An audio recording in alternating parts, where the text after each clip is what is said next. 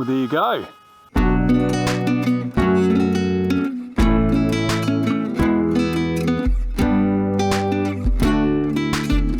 Okay, welcome back. What have we done? We've moved the CG slightly forward, used a heavier battery, so that will probably produce some interesting effects.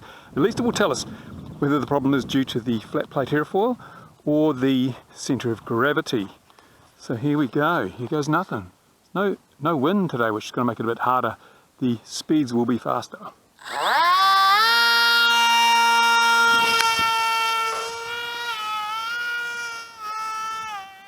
Well, there you go. That seems pretty good.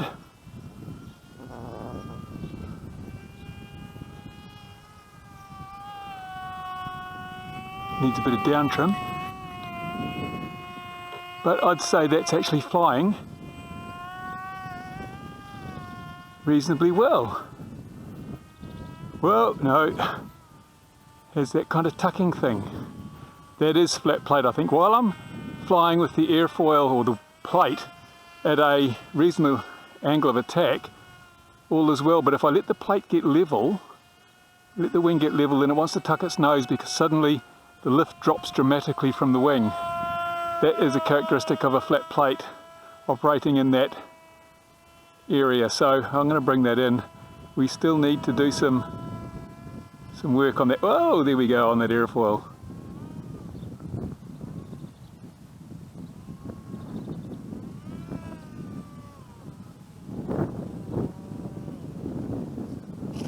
There we go. Well, that was all right. Yeah, so the CG forward has dramatically improved that, but I think we still need to use turn the radio down a bit. Still need to use a conventional type of airfoil. Flat plate, especially when you get larger. Small models, not so bad. Larger models, that flat plate, there's a critical angle where the airflow breaks away from the upper surface and suddenly it becomes fairly stable because you've got a big rolling vortex.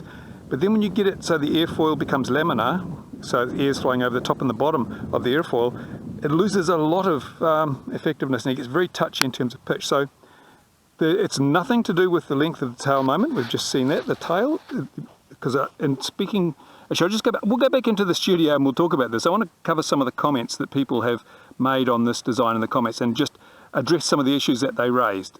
Okay, as you could see in that flight, the characteristics were much improved by simply moving the CG forward. However, there was still an issue when you get round the sort of level flight, when you're not flying nose high, when you get that flat plate airfoil into what you call a critical angle, suddenly it wants to dip and dive and it loses pitch stability quite significantly. I'm going to show you on the whiteboard why I think that is now. So take a look at this.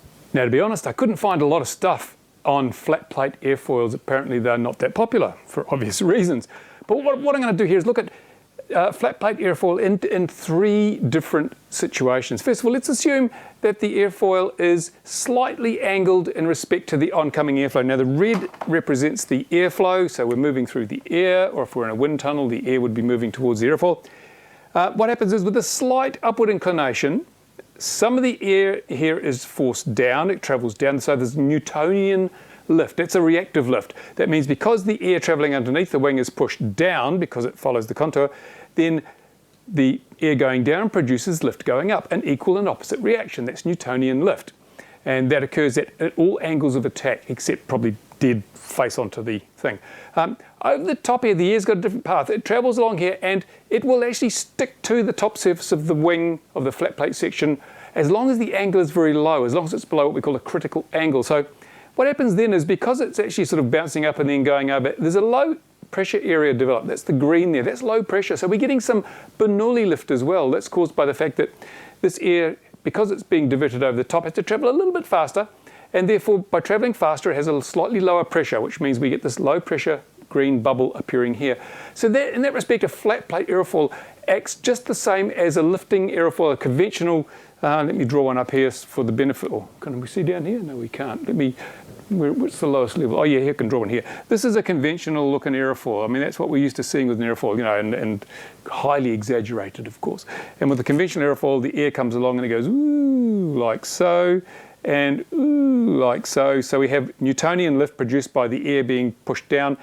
And it's debate. People argue about this all the time. Is there such a thing as lift caused by the faster flowing air over the top?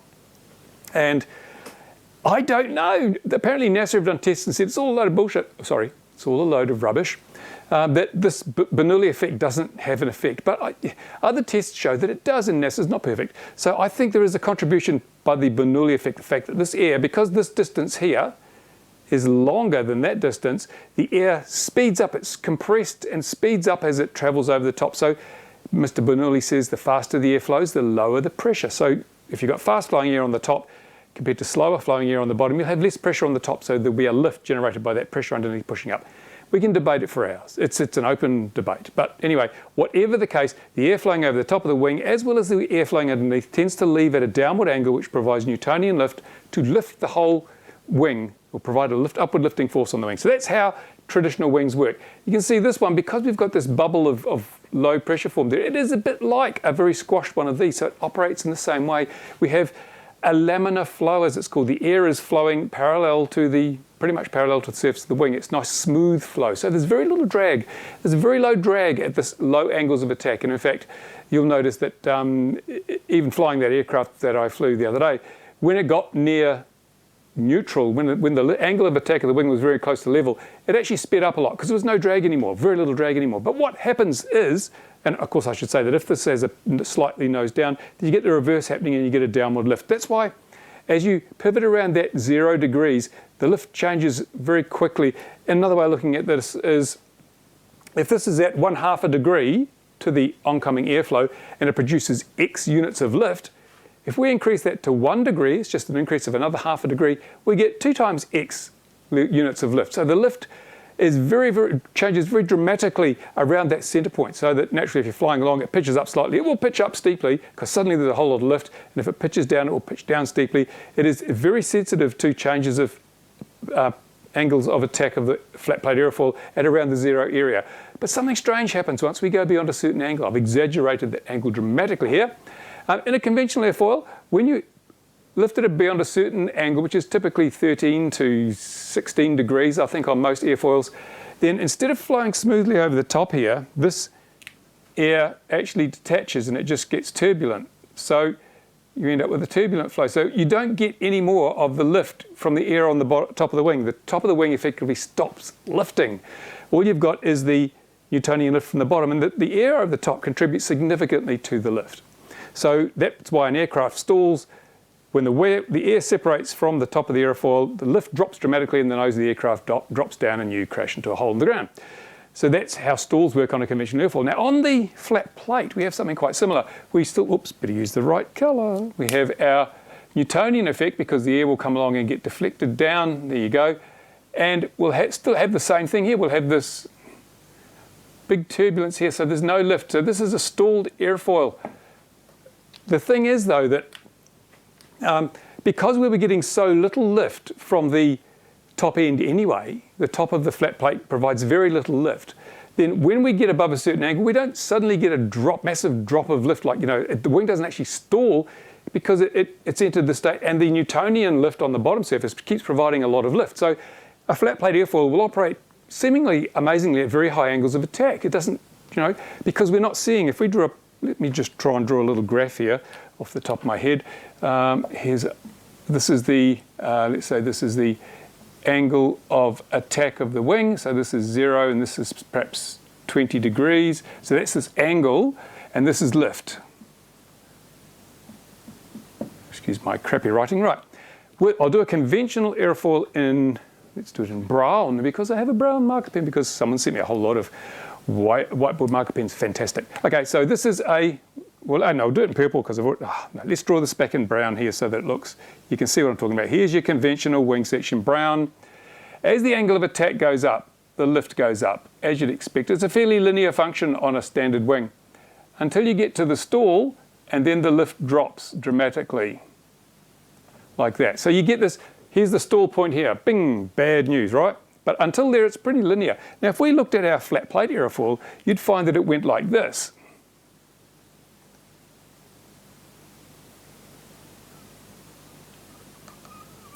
It's quite a different stall characteristic, because what's happening is the lift is changing fairly linearly, but it just keeps lifting all the way up to the point where suddenly it's like just a wall against the thing, and then it drops off then, because you're not getting any Newtonian effect as well. So it'll drop off because as the angle gets too high, the wind just doesn't get blown down, half gets blown up. So, and this is, I have to say, I'm just off the top of my head, this is speculation. This is, no one taught me this. This is using my head to try and figure out what's going on. So it looks like the flat plate has a no stall point as such, because the stall actually occurs way back here. Stall occurs way back here. If we were to magnify that, you'll find that, let me zoom in on this graph, because just around the first, if we go from 0 degrees to say 2 degrees of angle, you'll find that this goes like this, woo, and then it levels off. There's a massive change. Little changes of angle of attack produce massive changes in the lift, because this is when it's operating as a lifting section, and this is using Bernoulli effect, and so top air and bottom air contributing to lift. Once we get to here, it's only the bottom air contributing to lift. So when we're operating in this region, our aircraft is incredibly pitch sensitive, because a slight pitching up, suddenly the lift increases dramatically, so that further pitches the nose up, which means more lift, and so it feeds on itself and you get that big push up. Same when you're going down. But once you reach that critical attack, if you hold your aircraft in this position, so your angle of attack is, let's say up here maybe at 3 degrees, then you're operating in the area where the wing is fully stalled, and therefore the amount of lift generated by only the bottom air, which is all you're getting the lift from, is very, very linear and progressive. So you are operating up here. You're operating on that big curve there, so you can change the angle of attack, and it doesn't produce a snot load more lift, and it's very consistent. So it becomes predictable, and the handling is very good when you get that far. But down here in the really, really sharp, steep curve of the flat plate, that's when you get all that pitch instability. I hope that's explained things. I hope that makes it simple for you. But oh, look, yeah, my whiteboard's working really well. I had the man in, it wasn't a racing. Well, I got him to come in, he changed the belts and repaired some bearings and put new water in the cooling system, and it's working pretty well now. I'm quite impressed with that. So let's go back to the desk and carry on with this discussion. Well, thank you, Bruce. Okay, now, moving along with the idea, I thought, well, we've proven that the CG has a huge effect, and some of it was down to CG, and if we can operate that flat plate airfoil above its critical angle, that is to say the top surface being fully stalled, then it becomes very passive in the pitch. It's very, very docile in pitch, and we don't get those wavy porpoising motions. So what I thought we'd do then is just try the KF airfoil. So what I've done is I have glued some strip on the top and of the wing, as you can see, to give it a bit of a camber effectively. Just that extra strip along the top here just adds a bit of camber to the airfoil, and so we can go out and test it again. Okay, in the relentless pursuit of finding out what's going on, I have added a strip to the top of this airfoil, so I've made it a KF type airfoil. We'll see what that does. The wind has picked up a bit, so I apologise for the wind noise on the microphone. Let's see if it flies any different with this setup. I'm just going to put some of the trim. There we go, take the trims back to centre. So let's see if that, combined with the forward CG, is going to just make sure the CG is in the right place. Might just make sure the batteries move forward a bit to the right place, and we will see if this is going to produce the desired results. See the, oh no, battery slid back a bit, see? I'll make sure it's right up forward. There we go.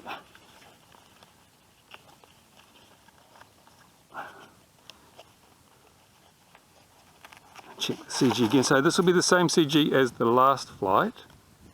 Yep, pretty much the same CG as the last flight.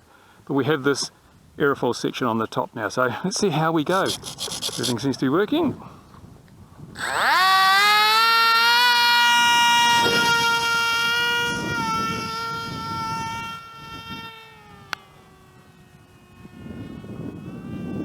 Yes, that certainly has smoothed things out a lot.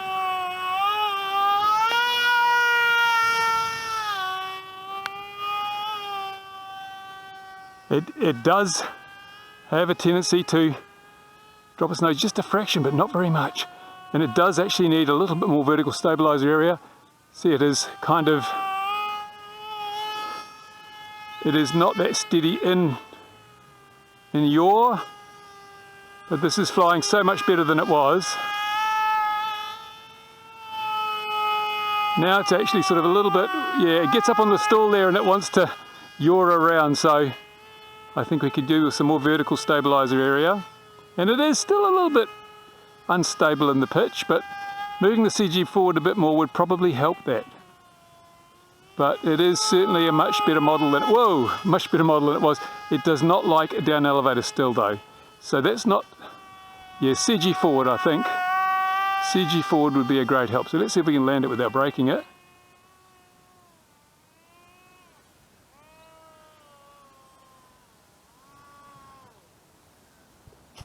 Beautiful, look at that. So there we go. That was, that helped again. So every little thing is helping. So the forward CG helped. Adding that to the top of the wing has helped, and it's actually, I think if we just continued, I'll move the CG forward a little bit more, I think it would be pretty much a pretty well behaved sport model. In fact, I may just, can I get the CG any further forward than this? I don't think I can. I've had to use a battery that, maybe I can, because I've got adapters on the battery and things to make it all, because I don't have many JST type batteries, so. How am I going to fit this in? I don't know. Stay with me a minute here, we'll see if we can fit something in. It may. No, it's not quite wide enough for this damn battery connector. Hang on, we'll try it like this. Now what I've done is I've got that battery quite a bit further forward, and hopefully that will have moved the CG just a little bit more. Yeah, it has a little bit. So we'll give it another go and see what happens with an even more forward CG.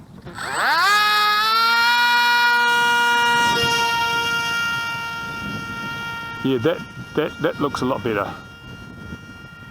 Yep.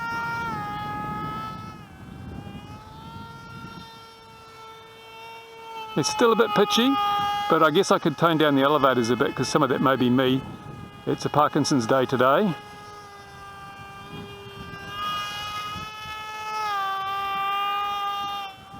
And we, as I say, we do need, is that a plane? Okay. We do need a little bit more vertical stabilizer. So, yep, we're well on the way to getting this sorted. I think a proper airfoil would do wonders. There we go. I have to walk for it. That's terrible. So there we go. The quest for perfection continues.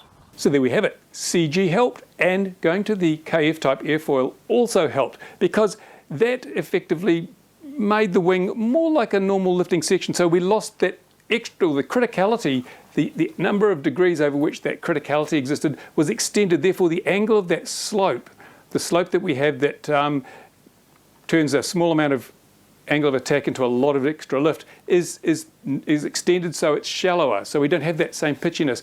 It's still almost wanted to tuck at times, but it was like 1,000% better than that very first flight we did, which was almost uncontrollable. So this is well on the way to becoming a pretty nifty little sport model. If I was going to do it again, I would build a proper airfoil.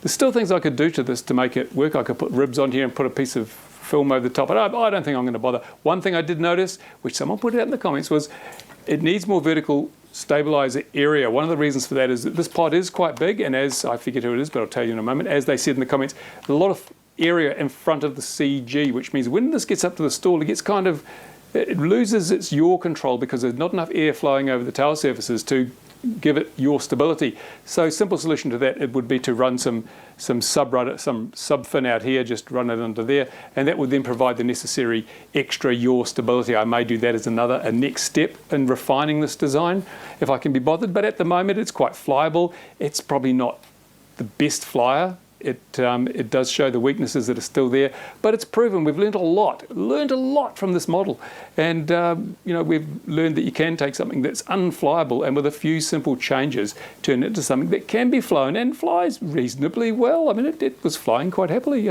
Certainly, it wasn't. I would say a beginner's plane, but it's something that I'll probably fly again because I can, subject to the few small changes. So what I'm going to do now is I'm going to go through some of the comments that people left on the last video on this plane and just answer some of them, and we'll just look at how a whole lot of the common things that people were suggesting, most of which were pretty on the button. Okay, Evo Labs said extend the tail out, say 50 millimeters, assuming you have enough room for CG adjustment. Well, yeah, that Probably not going to change the pitch stability too much because we're getting that pretty much sorted, but it would add, of course, a little bit more yaw stability for when it's near the stall, so that would be the thing. But I kind of like the squat shape of this thing, and I'd rather just add more area than to make the tail longer. Remember, one of the things, if you want to make a robust model, the longer your tail, then the more moment of force, if you do a cartwheel or something, the more likely you are to break that tail. Keep this short and squat. It makes it more maneuverable and also more robust, and I think that's important when I'm flying anyway. And Grumpy John, TX, Redneck RC, I assume TX is Texas, I don't know. But yeah, I like John, he puts comments on all my videos. Nice to have you watching and commenting, John. Yeah, he says, first, laugh out loud. Yeah, you've got to. You have to. It's important. This is about having fun. And even if this had crashed into a million pieces on the first flight, I'd have had my fun. So you've got to remember at all times, don't get too serious about this stuff. It is about having fun. And he says, well, I reckon I'd make the wings longer. Swept back with big tiplets. Cut the piece out of the back of prop and put a bigger motor on it. And proper for a good start. So yeah, John made some suggestions. I don't know that I'd gain much by taking out the piece of wing here between the prop and the back. It's probably not going to do. Might be a little bit quieter, but I don't think so. And it does add to the strength of the model because otherwise we've only got this width of wing providing anti-flex and so forth. So yeah, sweeping the wings, that's one thing you can do. You'll notice a lot of really successful foamboard flat plate airfoil designs are deltas or jets. Like they've got really steeply swept wings, and that's because of the way that steeply swept wings create a vortex at high angles of attack. What basically happens is that they have this whole, you lose that criticality around the really center point of a flat plate, and it becomes sort of like smooth changes to lift versus angle of attack all the way through. So they become quite flyable because you get a large rolling vortex, which basically damps down the lift.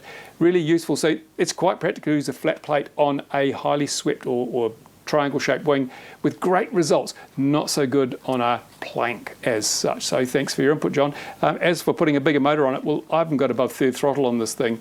I don't know that the ESC and motor are rated for 3S, so I haven't opened it up. Most of the flying you've seen has been about 1/3 throttle, so it's got heaps of power as it is. And Marco says a little longer nose, maybe 1,000 milliamp cell should be good. Got to fly it till it's dead. Oh, what's the weight? Well, actually, since you ask, it was in this configuration with a 3-cell 1,000 milliamp pack, it's 230 grams. So it's still pretty light. You can still throw 20 grams of FPV gear on there and you'll still be legal in Canada and other places, as you wouldn't have to register it. So yeah, it's still a pretty light plane, even with the mods that we've been doing to it. So that's it. And he says, put a 1,000 milliamp pack in. Yeah, that's what I did. That's what I did. That helped significantly. And Penguins Can Fly says, Sir Bruce, I really like this project. Keep going. Well, there you go. I'm keeping going. Isn't it less efficient if you use Newtonian and not Bernoulli? Well, I think I discussed that on the whiteboard. Yes, it is less efficient just to use the Newtonian reactive lift because you get creating a lot of drag on the top surface, you're wasting energy. It says you could use a KFM2 or KFM4 or Experimental Airlines airfoil. Foam board is quite heavy because of the paper. Wouldn't it be lighter to use Deprom with light tape? And by the way, you do not have to reinvent the wheel. Why not use proven airframes? The Zod Dart is light and reasonably cheap. Yes, but that's the point. It's just buying stuff off the shelf. Where's your creativity? I like to make things that are unique and mine, and I can say that's come out of my head. That's why it's covered in blood. Yeah, I like the idea of designing and building stuff because you learn so much in the process. And I've learned a bit of stuff here today. So we're learning stuff, and that's, when you stop learning, it's time to start getting ready for the big dirt nap, and I'm not ready for that yet. Stephen Bolam says, how dry is it there? Or is the hat cam colour off? We have some rain. We could send towards you from Townsville, north of Queensland. Yes, they've got lots of rain. There's flooding. There's people being evacuated from houses. It's like they've had several days of torrential downpours. Sorry, Stephen, I hope you're high and dry, but you sent us this heat wave, and look what it's done to the grass. All the green's gone. And Doug Wagner says, extremely short coupled with the elevator going into the flat wing's shadow as the nose rises. Not destined to fly well, I'm afraid. On the other hand, it does look really cool. Well, yes, it does look really cool, doesn't it? And surprisingly, it does fly reasonably well now, and I'm sure that if I persisted, it would fly even better.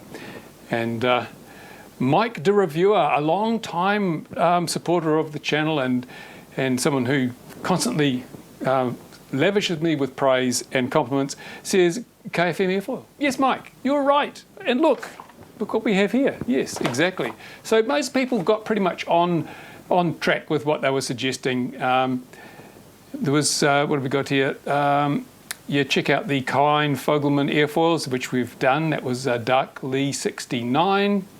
And Reach 41 says, it'll look very nice hanging permanently from a wire in the workshop. No, it won't, because it'll get smashed to pieces long before then. And Mick VK says, I wish Ron was standing over you with another camera making helpful comments like, oh, you've got plenty of elevator travel there, don't you, Bruce? Or is it a new aerobatic manoeuvre, Bruce? Or shall we call it the sine wave? Yep, unfortunately, Ron wasn't here. Ron had a day off on Sunday, and he works on Monday, so no sign of Ron. I'd love Ron to chime in and give me lots of helpful advice, just as I give him. Now, David Davids makes a comment. He says, thanks for posting. Here are some observations. Extra bends do not belong in push rods. Well, in this case, they do, actually. David noticed that on the push rods here, you notice, I'll try and hopefully you can see, there's a right angle bend in that push rod. And the other push rods have sort of similar, well, that one doesn't. The elevator one's pretty good, but that's got a slight bend in it, and it's got a really major right angle bend in it.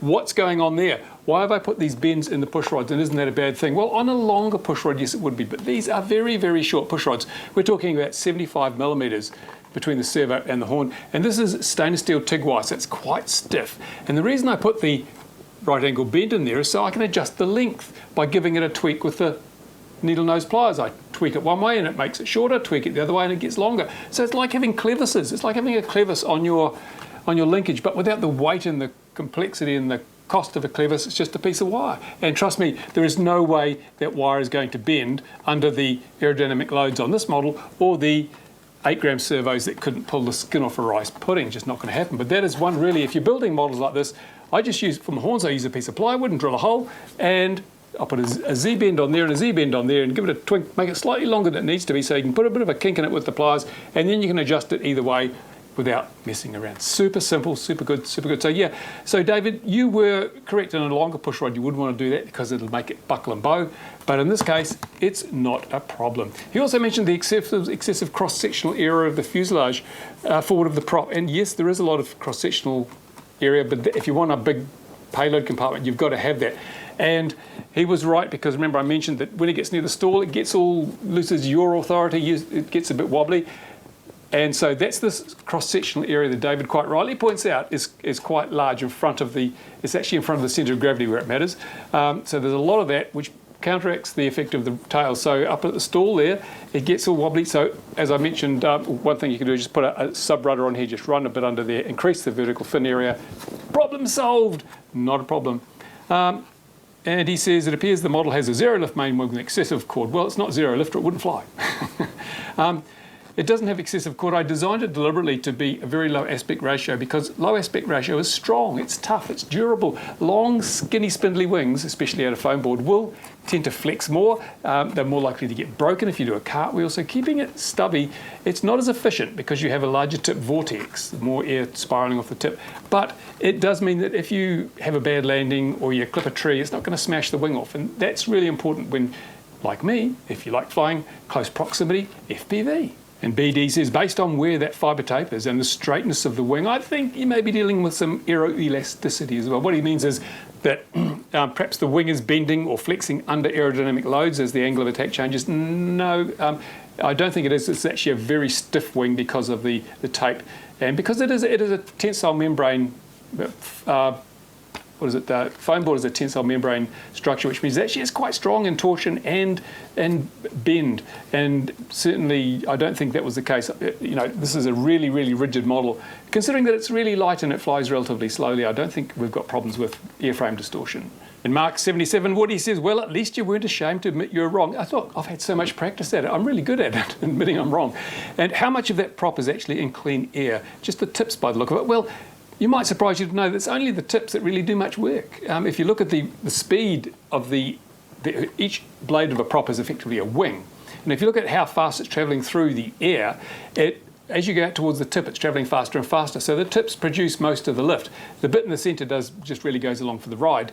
So the bits that are important are well clear.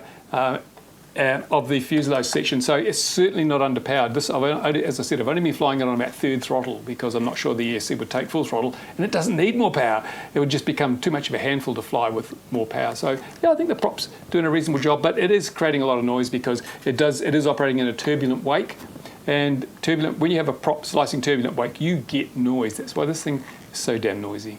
David Webb says it's not a CG issue, it's an airfoil issue or lack thereof. Well, it's both, isn't it, Dave? Because I mean, when I moved the CG forward, it was flyable. It wasn't flyable the first time. I was just lucky to get it down in one piece. But moving the CG forward meant it actually did fly, and I could have flown it around as long as I kept the nose up. Could have flown around as long as I liked. However, adding an airfoil, crude as it is, did improve things even further. And Graham Stewart nailed it. He nailed it. He says, bigger battery, CG, sorted. Yes, well, that did the first flight. Today, obviously, the bigger battery made all the difference in the world. CG further forward, a more controllable aircraft, but of course, airfoil as well. Tamandua RJ says, the never mentioned CP. You should make a tutorial about CG and CP. We'll be impressed with the low amount of modelers that know how they relate to each other. Well, I've actually done a video on that. I did a video on RC Model Reviews about flying wings, and I discussed how the relationship of the centre of gravity to the centre of pressure is important, because then you have pitch stability. So if you haven't seen that, you can go across to RC Model Reviews and have a search for it. I think it's probably under Aerodynamics or something like that, or Flying Wings or something. Anyway, have a look. I have already discussed that. And Wordreach, a long-time viewer of the channel. I always look forward to his comments. He always has clever things and nice things to say. So he says, I agree with Evo Labs. And long in, and he just invented that word, and log in the tail somewhat, which will automatically give a more forward CG and reduce elevator sensitivity. Well, actually, it won't. If you figure it out, if you make the tail longer, it's going to be more weight hanging out the back. It'll actually bring the CG back, so that wouldn't help. But it would help slightly with the pitch, because you'd have a longer tail moment, but not a great deal, I think, because the lack of tail moment isn't our big problem. It was that CG position and the lack of airfoil. But maybe I can shorten it. I just made that up. We'll see what happens. And Johnny J says, you get points for looks. Well, thanks, Johnny. I do my best. You know, I'm getting old, but I try to keep myself in oh, you mean the plane? Oh, yeah. Yes. Okay, fair enough. Oh.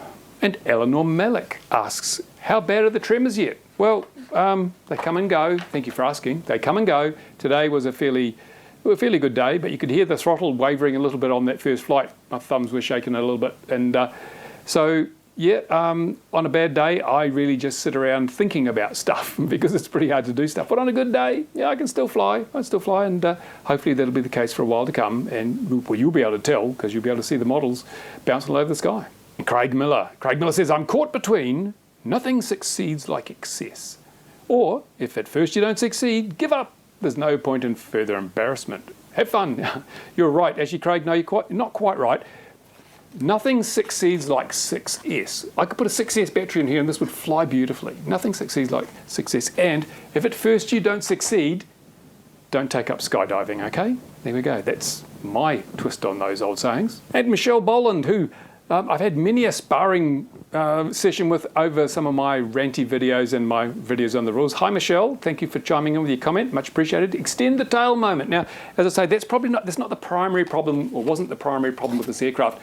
It would have helped a little, but once you get into that critical section where the flat plate is operating with a laminar flow and therefore very sensitive to pitch change, a longer tail would have helped a little bit, but not enough. It still would have been very, very pitchy around that center point. But, you know, that's traditional logic is that if it's very pitchy, make the tail longer. That works fine with traditional airfoils. If you're running a traditional airfoil where you have a nice sort of linear response to changes in pitch, that'll work fine. The longer the tail is, the more docile it'll become. But in the case of this, where the airfoil's really messing up with the airflows and you're getting transitions from laminar to turbulent airflow, that the tail won't help all that much. And Fred Smith says, CG, did I fit one? Well, no, actually, Gordon was away when I built this. So he's the man that provides our CGs. He has a van full of them. The Permobile is loaded up with CGs, and he didn't leave me one, so I had to fly it without a CG. One of the big problems, I'm afraid. And Luc Lavoie, I don't know how to, sorry, Luke, I can't pronounce your surname. I'm useless with names. He says, why not? Because I asked the question, should I continue with this? And he said, why not, Bruce? You're not a quitter. You're right. I gave up. I gave up on quitting ages ago, and so I'm not a quitter anymore. How does that work? I don't know. Anyway, so that's it. That's it. Thank you very much for watching this video. And I thought, I'd like to hear some of the comments because we've got some very clever people chiming in the comments, and that makes it more fun for everybody. It's great. And this is almost, a nice flyable model. And so we've come from something that was virtually uncontrollable to something that you can fly around. I could do low passes and, all the landings have been good. They can't be too bad. So yeah, this is really a nice exercise in just getting the bugs out of a design and trying, because it's a case of working out what's wrong before you can fix it. And a lot of people here, I have to say, virtually all the commenters came up with the CG issue, and a lot of them came up with the airfoil issue, and of course I think we all knew that was the case, but it's good to see that so many people understand the very basics about aerodynamics, and I'm hoping that we can improve that with more videos like this and get you guys to design and build your own models. And that's where this long range FPV project comes in. It is a project that I want to be able to, because someone said, why don't you just buy a Zod Dart off the shelf? Well, yeah, you can do that, can't you? I mean, but where's the fun in that? Surely it's much better to go out there and through your own understanding and knowledge and experimentation, come up with a design that is different, that is your design, out of your own head, covered in blood and grey matter. And you can say, I designed this. And that's really, that's where I get a buzz out of things, saying, I designed this. I didn't just go and buy it off a shelf. And I think we've all been spoilt by the ready to fly and the plug and fly and the ARF craze. And we need to get back. Sometimes we just need, not every model, perhaps 1 or 2 models a year. You sit down and you just do the whole thing from scratch, and you will learn so much, like we have with this model. And you'll get so much satisfaction because it will be something that didn't come from a little factory in China. It came from you. So hopefully I can encourage that through projects like this. And so go over to the RC Model Review channel. If you're not subscribed to that, subscribe now, because that's where most of the ongoing updates will be, because that's my educational channel. That's where I try and teach people about stuff. I put this on XJet as a bit of a teaser so that you can see what's going to be happening, and also because it was a bit of fun. It was just a bit of fun. I didn't have great expectations for this thing, and so I wasn't disappointed. And so go over to RC Model Reviews, and if you're already a subscriber, make sure you click the little bell, because otherwise they won't tell you when I put videos up. And stay tuned. And again, as I always say, thank you to my Patreon supporters who make it possible for me to spend the time, effort, and the money to do this sort of stuff, which I hope is of value to all of you. So there you go. Leave your comments on this video too, and if you like the video, give it a thumbs up. And if you didn't like it, well, you know what to do. Give it a thumbs up. And that's it for another video. Thanks for watching. Bye for now.